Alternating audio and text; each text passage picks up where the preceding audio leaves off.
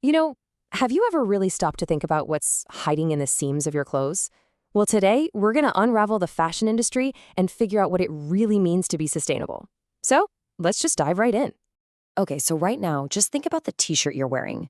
You probably know what you paid for it at the store, right? But what was its real cost? And I'm not just talking about money. I mean, what did it cost in water, in resources, in human labor? That one simple question, it really uncovers this massive global story. And to really grasp the scale we're talking about, just look at this number, 62 million tons. That is the absolutely colossal amount of clothing the world consumes every single year. I mean, it's an almost unimaginable volume of fabric. And this number, it's really at the heart of the entire sustainability crisis in fashion. All right, so first up, we're going to peel back the label and take a look at the hidden price tag of our clothes. We'll dig into the system that's designed to produce so much, so incredibly fast, and really uncover what it's costing our planet and its people. So what's the engine driving all this consumption? Well, it's something called fast fashion. And look, it's not just about clothes being cheap. It's a whole business model that's built on speed and just sheer volume. The goal is to have this constant, continuous stream of new stuff hitting the market, which, encourages all of us to buy more and more just to keep up with these super fast changing microtrends. And here's the kicker. This is not a static problem. You know that 62 million tons we just talked about? Well, it's projected to absolutely skyrocket to 102 million by 2030. That kind of explosive growth, I mean, that's exactly why we need to be having this conversation right now.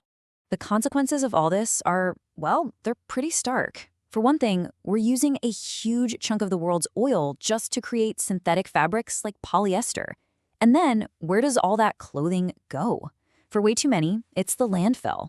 I mean, just look at these numbers for the US and the UK alone. And this one might really surprise you. Over a third of all the microplastic pollution in our oceans, it comes from just washing our clothes. But, beyond the environmental damage, there is a very real, very profound human cost. To keep those prices so low and the production so high, the system often relies on exploiting people. There are reports of garment workers enduring 18-hour days, sometimes with only 1 day off a month, and earning as little as 4 cents for each item they make. It's just heartbreaking. Okay, but it doesn't have to be this way. It really doesn't. So now let's shift gears and explore the sustainable alternative, a whole new vision for a fashion industry that actually values quality over quantity and, people over profit. This alternative is often called slow fashion, and when you put them side by side, the difference is crystal clear. See, instead of being trend-driven and basically disposable, slow fashion is all about timeless, durable pieces. It champions things like traditional techniques and local production instead of that globalized mass production model. And that, right there, fundamentally lowers its impact on both the planet and its people.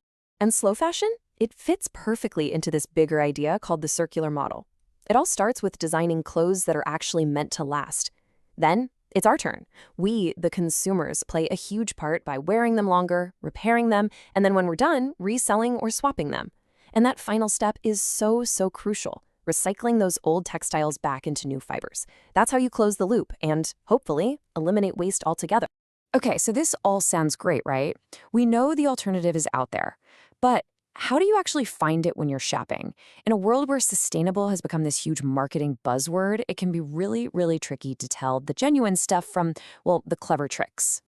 And that, my friends, brings us to a super important term you need to know, greenwashing. So what is it?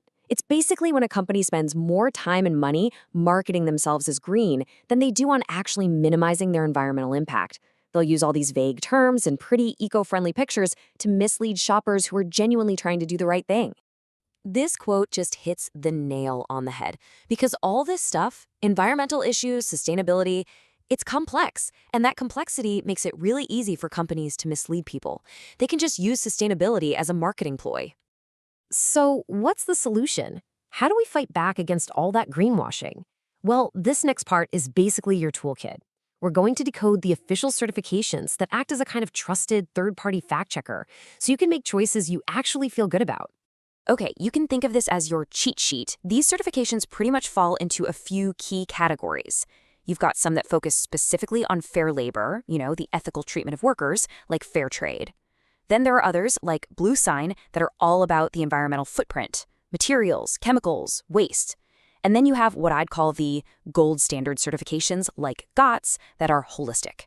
They look at the whole shebang, the entire supply chain. So let's take a closer look at fair trade. When you see that label on a piece of clothing, it's not just some nice suggestion. It's a guarantee. A guarantee that the product was made without child labor, without slave labor, in safe and fair working conditions, and that the people who made it were paid fairly. It is an incredibly powerful standard for human rights in this industry.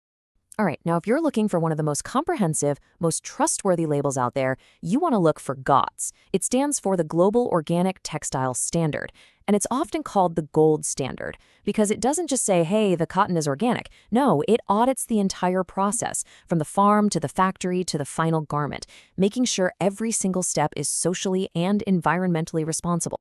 Okay, here's another really important one to know. OEKO-TEX.